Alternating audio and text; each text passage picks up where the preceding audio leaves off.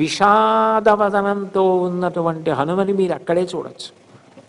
సర్వసాధారణంగా ఉండే ఉత్సాహం, సర్వసాధారణంగా ఉండే బలం, సర్వసాధారణంగా ఆయనలో కనపడేటటువంటి ఆ చైతన్య స్ఫూర్తి అంత్యేష్టి సంస్కారం జగన్నాథాదులకు జరిగేటటువంటి వైకుంఠ కోయిల్ ప్రాంగణంలో మాత్రం కనపడదు.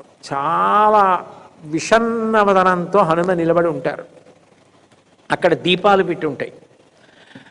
ఎవరైనా వెళ్ళచ్చు, ఎవరైనా వెళ్ళి ఆ ప్రాంగణం చూడొచ్చు. ఎప్పుడు అధిక ఆషాఢమాసం వచ్చినా అప్పుడప్పుడు జగన్నాథుడు, సుభద్ర, బలరాముడు, ఆ తర్వాత సుదర్శనం 4 కూడా ప్రాణములు వదిలేస్తాయి.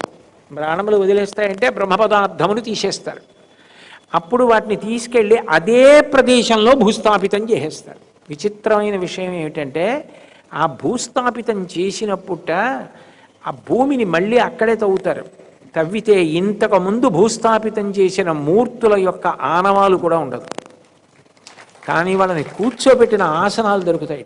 నేను విన్నది కాకత్పూర్లో, నాకు అక్కడ ఉన్నటువంటి సంస్కృత విద్వాంసులు చెప్పిన విషయం మీతో నేను చెప్తున్నాను. ఆసనం తాలూకా అవశేషాలు దొరుకుతాయిట, కానీ మూర్తులు 4ంటికి సంబంధించి ఏ అవశేషం దొరకదు. 10 రోజుల పాటు దశదిన కర్మ చేస్తారు.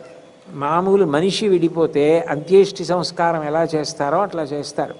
చేసి ఆ విశ్వావసు వంశస్థులు తాము సంపాదించుకున్న డబ్బుతో 11వ రోజున మహాసమారాధన చేస్తారు. చేసి అందరికీ అన్నం పెట్టి, తర్వాత మా స్వామి మళ్ళీ ఇదిగో వచ్చేసాడు అని దేవాలయంలో మళ్ళీ కొత్త మూర్తులు వచ్చేసాయి కదా, మళ్ళీ సంతోషంగా వెళ్ళి చూస్తారు.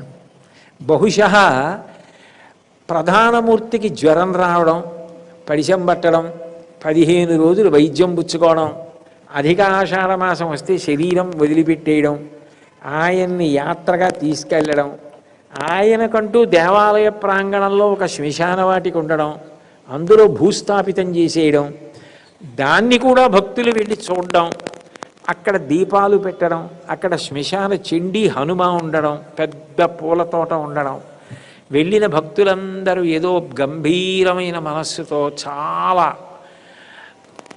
ఎంత ఇది సత్యమే అన్నప్పటికీ కూడా ఏదో తెలియని ఆవేదన పొందుతారు. పక్కన ఉన్నాడు కదా అన్నా కూడా ఎందుకో ఏదో దుఃఖభావన కలిగేటట్టుగా ఉంటుంది. ఏడు భగవంతుడు ఏమిటి, ఇలా భూస్థాపితం అవడం ఏమిటి అనిపిస్తుంది.